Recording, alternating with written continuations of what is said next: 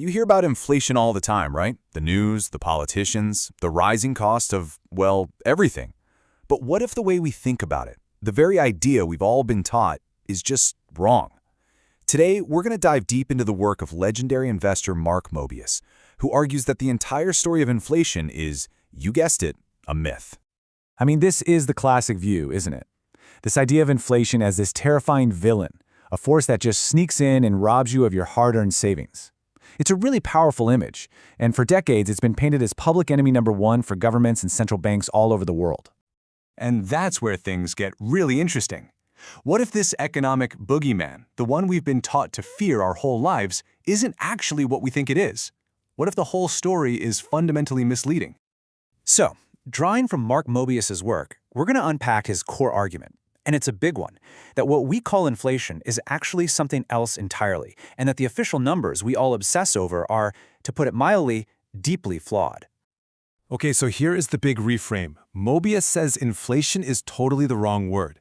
It's not that the price of bread is going up on its own. It's that the dollar or the peso or the euro you're using to buy the bread is going down in value.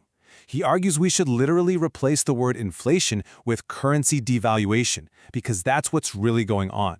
It's a simple switch, but man, it changes everything. And here's the thing, this isn't some new 21st century problem. The act of devaluing currency or debasing it is as old as currency itself. Let's just take a quick trip back in time. You can see the pattern plain as day, right? The Romans kept taking a little bit of silver out of their coins until they were basically worthless. In Ming Dynasty China, they printed so much paper money it just collapsed. And today? Well, today we have quantitative easing. It's a very fancy, sophisticated term, but it boils down to the same thing: central banks creating more money. The method changes, but the result is the same: more money in the system.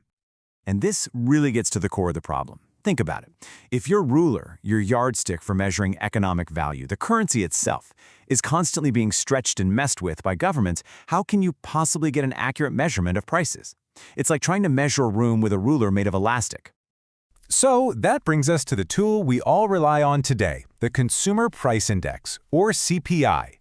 Mobius makes the case that even if our currency was perfectly stable, the CPI itself is just it's broken. It really struggles to capture the reality of our modern world. For starters, the CPI measures this fixed basket of goods, but what we actually buy changes all the time, and it has a huge problem with new products. One study found that 44% of online sales were for things that didn't even exist the year before. How does the CPI account for that? Then there's quality. Is your new smartphone, which is basically a supercomputer, the same product as the one from 10 years ago? Of course not. But the CPI has a really hard time measuring that massive leap in value. And maybe the biggest flaw of all, it's completely blind free services. I mean, how do you measure the incredible value of a Google search or a Zoom call with family? You can't, so the CPI just doesn't. Okay, here is a perfect, real-world example of this disconnect. Between 2007 and 2017, the official US government number said the price of internet access actually went up by 4.5%. But a more detailed index, one that actually tried to capture reality, showed the price of digital access, getting faster speeds, more data, everything, actually fell by 21%. The official number wasn't just a little bit wrong, it pointed in the complete opposite direction. And you know, sometimes the numbers aren't just flawed by accident, they're manipulated. Take this story from Argentina. The director of consumer pricing, a statistician named Graciela Bavacqua, was actually fired by the government because she refused to fudge the numbers.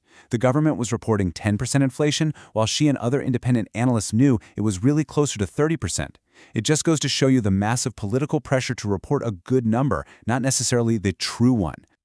So, if we're all distracted by this flawed idea of inflation, Mobius says we're missing the single biggest economic force of our time: technological deflation. That is, things are constantly getting better and cheaper.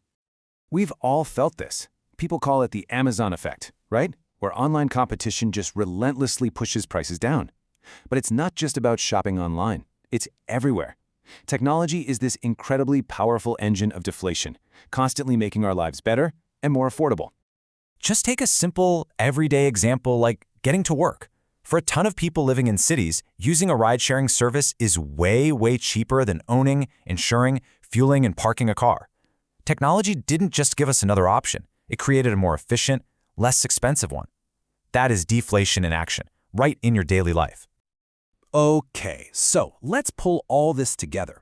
If inflation is really just currency devaluation, and our main tool for measuring it is totally broken, and there's this powerful wave of technological deflation that's actually making our lives better, then what does that say about the global economic policies that are all built around fighting inflation?